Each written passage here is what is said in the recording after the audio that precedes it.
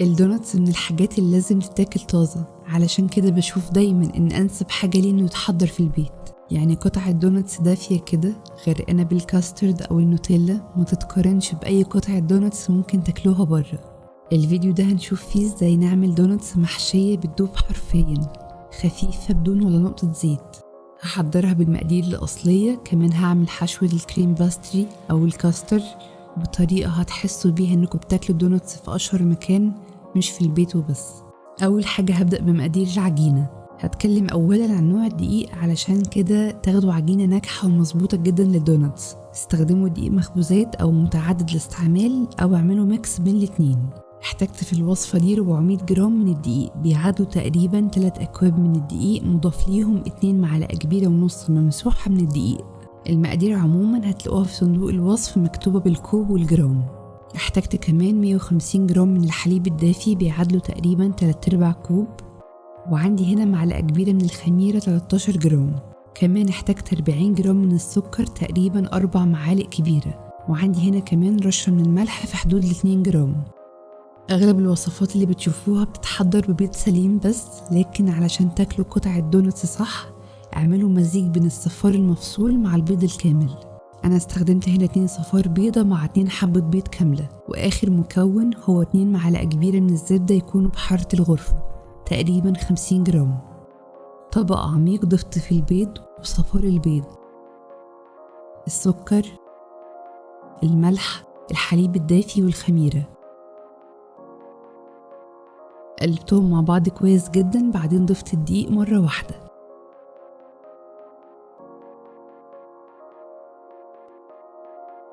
بدأت ألم الجوانب ووزع الدقيق مع السوائل، وهتلاحظوا كده ان ايديكوا لزقت شوية.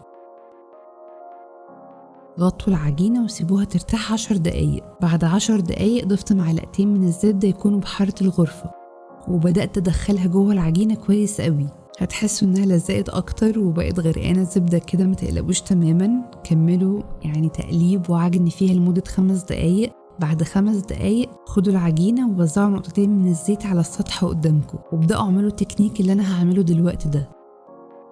نمسك العجينة ونضربها بقوة كده قدامنا، بعدين نرفعها من الطرف التاني ونضربها تاني على الطرف التاني، حركات متكررة لمدة 7 دقايق كاملين.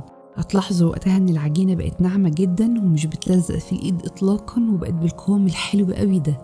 طبعا لو عندنا عجان فهيختصر كتير عننا، لكن حبيت اعجنها بايدي علشان اللي ما عندوش عجان ياخد نتيجة صح. الحركة دي بعملها عموما لو مفيش عجان وبشتغل في عجينة فيها زبدة. دهنت الطبق نقطتين زيت ووزعتهم بالفرشة كده وعليهم العجينة. غطيتها وسبتها تتخمر لمدة 1.5 ساعة. في الوقت ده حضرت حشوة الكاستر. احتاجت تقريبا 657 جرام من الحليب، بيعادلوا تقريبا 3 كوب وربع، زائد معلقة كبيرة من الحليب. كمان احتاجت 2 صفار بيضة و2 بياض بيضة، على عكس اي وصفات بتجربوها، لا صفار البيض بس ولا البيض بس، يعني الميكس بين الاتنين هو اللي بيفرق قوي في الطعم. كمان احتاجت 2 معلقة كبيرة من النشا، 2 كوب من السكر، وكمان 2 معلقة صغيرة من الفانيليا السايلة. اختاروا نوع فانيليا أصلي وقوي علشان الكاسترد يطلع بقوام صح وطعم مظبوط، يعني ما يبقاش فيه ريحة كده غير مرغوب فيها. طبق عميق ضفت البيض وعليه صفار البيض، السكر والفانيليا، عليهم نخلت النشا. بمضرب يدوي نخفق كويس جدا لحد ما نوصل بالخليط انه يكون لون واحد ومفيش فيه كده اي حبيبات ظاهرة معانا، يبقى كده تمام. هسيبهم على جنب. على نار وسط سخنت الحليب بدرجة وسط، يعني اول ما الحواف تعمل بابلز صغيرة كده او فقاقيع صغيرة نرفع الحليب من فوق النار. تقريبا هيحتاج معاكم دقيقتين على نار وسط. هنزل بنص كمية الحليب مع التقليب، يعني منوقفش تقليب تماما واحنا بننزل بالحليب، وننزل بالحليب تدريجيا كده. هاخد الخليط ده بقى تاني وارجع اضيفه على نص كمية الحليب الموجودة في الحلة. فضلت اقلب بالشكل ده على نار هادية جدا لحد ما بدأ يربط ويتقل معايا. نعرف ازاي انه نضج تماما وانه بقى بيرفكت ونقدر نشيله من على النار لما نسيب المضرب اليدوي كده ونلاقيه بيعمل بك بك بك، يعني يبقى كده تمام قوي. هنرفعه من على النار على طول. أنا دايما بحب حشوة الدوناتس تكون بلون قوي، يعني يكون لونها مختلف عن لون الدوناتس، بالأخص إن الدوناتس فاتح جدا من جوه. ضفت ملون طعام باللون الأصفر، ده اسم الدرجة بتاعته، هيديني لون قوي شوية للحشوة، وطبعا ده اختياري ويرجع ليكم. أهم حاجة في الحشوة دي أول ما نطفي النار على طول نصفيها وهي سخنة بالطريقة اللي انتوا شايفينها دي بالظبط. ده هيخلينا نتأكد إن مفيش أي حبيبات وإن الخليط سلكي جدا وناعم معانا. الحاجة التانية المهمة كمان نغطي بكليننج فيلم أو أي كيس بلاستيك ويكون ملامس للسطح كده، ده هيساعد إن الحشوة بتاعتي متكونش طبق جاف على الوش. بسيبه يبرد شوية بحرارة الغرفة، بعدين بدخله التلاجة. العجينة بعد ما اختمرت كويس جدا بدأت أفردها بسمك وسط، يعني لا تبقى رفيعة قوي ولا سميكة قوي. بنفردها في حدود 2 سنتي أو سنتي ونص. لما تفردوها سيبوها ترتاح 5 دقايق قبل ما تقسموها.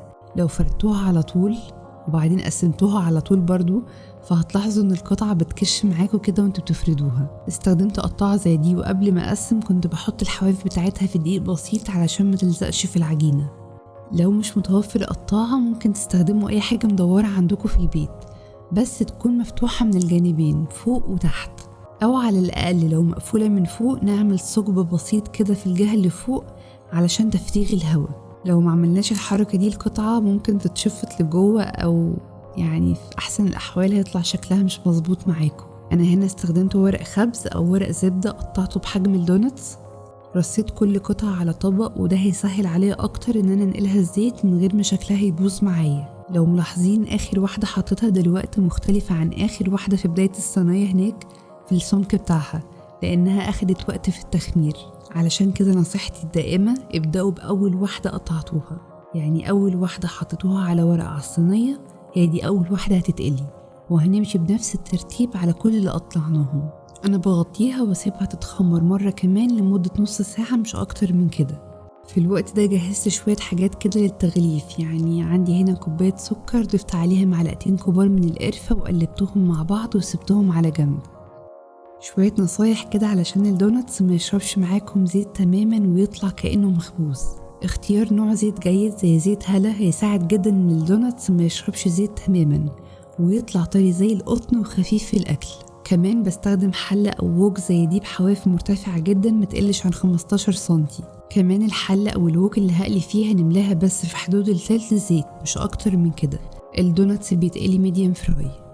النصيحة المهمة كمان هي درجة حرارة الزيت تكون 160، وطول مدة التسوية ما تزيدش عن 170، وإلا الدونت هيتحرق أو في أحسن الأحوال هياخد لون بسرعة جدا والقلب هيكون نايم من جوه. طيب لو مفيش ترمومتر هنجيب عود خشبي، أول ما ننزل بيه في الزيت كده هيتكون حواليه فقاقيع، يعني تكون بسيطة مش بتغلي.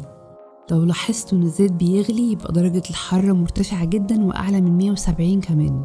تكنيك القلي اللي هتشوفوه دلوقتي يختلف عن اي طريقة ممكن تكونوا جربتوها قبل كده.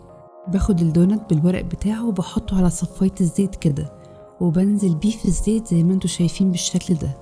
مش بضيف في الووك بتاعتي او في الحل اكتر من 3 قطع اطلاقا. ببدأ بخفة وسريعا كده اسحب الورق بالطريقة دي. اول ما الجزء اللي تحت ياخد تشميعة بسيطة، يعني عدوا بالظبط 3 ثواني، بعدين اقلبوه على الجهة التانية. وبعد كده ما تقلبوش تماما إلا لما الجهة اللي تحت تاخد لون ذهبي فاتح. أهم نصيحة تركزوا فيها إن الراوند أو الدوران بتاع قطعة الدونتس يبقى مش بيغلي، مجرد فقاعات صغيرة كده بتدندن بكل بساطة. الخطوة الغريبة اللي انتوا شوفتوها دي أو اللي مش متعودين عليها، احنا دايما متعودين إننا نحط الدونت نستنى الجزء اللي تحت ياخد لون بعدين نقلب على الجهة التانية. الجديد هنا اننا بنحط الدونت ياخد تشميعة ما بياخدش لون اطلاقا، بعدين نقلبه على الجهة التانية ونستنى الجهة اللي تحت تاخد لون بعدين نقلبه. الخطوة دي هتخلي سطح الدونتس كله بسمك واحد، مفيش جهة مرتفعة عن التانية او جهة مفلطحة او مثلا في بابلز في القشرة بتاعته من بره. وطول الوقت اتبعوا حرارة الزيت تكون من 160 ل 170، أعلى من 170 والنار هادية جدا. فكل اللي هتعملوه انكم تشيلوا الووك بتاعتكم من على النار وتسيبوها على نار مطفية لمدة 2 دقيقتين كده. الدوناتس مش بيحتاج غير ثواني على كل جهة بعدين بيخرج. ده اللون الصح اللي تخرجوا بيه الدوناتس. الدوران الأبيض الفاصل بين الذهبي ده هو دليل نجاح الوصفة، من غيره اعرفوا ان الوصفة دي مش مظبوطة. بين كل قلية والتانية بسيب الزيت درجة حرارته تنزل تاني ل160. لو مستعجلين شوية ممكن تضيفوا كده ربع كوباية زيت، هتقلل درجة حرارة الزيت شوية. أنا بصفي الدوناتس على راك أو شبكة أو ممكن ورق زبدة، بس بلاش على مناديل تماما. يدوب دقيقة بس يصفي أي زيت، وبعدين باخده وبنزل فيه في خليط السكر والقرفة. من وجهة نظري مش محتاجة حشوة، لو جربتوها بقرفة وسكر بس أحلى من أي حاجة تانية، بالأخص بقى وهي دافية كده تبقى حلوة جدا. على طول تاخدوها وهي دافية وتعملوا جنبها كوباية شاي. حشوة الكاستر قبل ما استخدمها بخفقها سريعا كده علشان تبقى كريمي أكتر وفلافي. لما الدونات بيبرد أو بيبقى دافي شوية باخده كده وبعمل فيه ثقب. ممكن نستخدم سكين رفيع أو بستخدم أقماع زي دي كده بتكون طويلة، أو عصاية رفيعة عندنا تكون خشبية. بعمل فراغ في المنتصف كده بخفة من غير ما افتحها من الجهة التانية، يعني يكونوا حريصين. نحاول نفرغ القلب كده ببساطة. ممكن نحشيها نوتيلا، كاستر، زبدة لوتس، أي حاجة تنفع معاها. أنا كمان بحبها جدا بالمربى، بالأخص مربى الفراولة، بس استخدموا مربى كريمي. أو ممكن تحطوا برطمان المربى في مية سخنة كده من بره وبعدين تقلبوها شوية فتبقى زي الصوص الخفيف معاكم. بدخل طرف القمع كده وبحشي بحرص. هنوقف امتى؟ لما نحس ان وزنها تقل، يعني لما تبقى منفوخة كده شوية يبقى كده تمام قوي. شوفوا من جوه عاملة ازاي، خفيفة جدا زي القطن، مش شاربة ولا نقطة زيت. يعني ركزوا كده في المنطقة البيضة دي اللي هي فوق الحشوة وتحت الحشوة. اللي يشوفها مستحيل يقول ان دي مقلية، دي اكيد مخبوزة. حبيت اوريكم الفرق بين درجتين في اللون وقت القلي. اللون الفاتح لما بتخرجوا بيه الدوناتس بيفضل وقت طويل جدا محافظ على طراوته من جوه. نوتيلا، كاستر، زبدة فستق، اي حاجة. بالنسبة لي كانت بالكاستر بطل فعلا. الدوناتس من الحاجات اللي منفعش نحتفظ بيها، يعني الافضل كمان تتاكل في وقتها. مش حابة اقول لكم اننا منستناش ايام، لا احنا منستناش عليها ساعات، يعني في نفس اليوم وفي الساعات الأولى بعد ما اتعملت بيبقى أفضل وقت تاكلوها فيه. كمان إذا مش حابين تضيفوا حشوة جوه، فأنا أوقات كتير جدا بعملها وبغطيها بطبق من الجليز أو الشوكولاتة، بتبقى من فوق بس ومن جوه بتبقى سادة زي ما هي. بكتفي بكده وبتبقى جميلة جدا. كمان ممكن تحشوها مربى أو أي زبدة بسكوت، أنا بحبها أكتر من المربى والكاستر، بحسها أخف كتير وأقدر أكل منها أكتر من قطعة، عكس طبعا اللي بالنوتيلا. هي جميلة جدا طبعا، مغرية قوي، لكن قطعة وهتوقفوا. إذا عجبكم الفيديو ده ما تنسوش تشتركوا وتعملوا لايك، وبكده تكون وصفتنا لليوم خلصت. أتمنى من كل قلبي إنها تكون عجبتكم. أشوفكم على خير.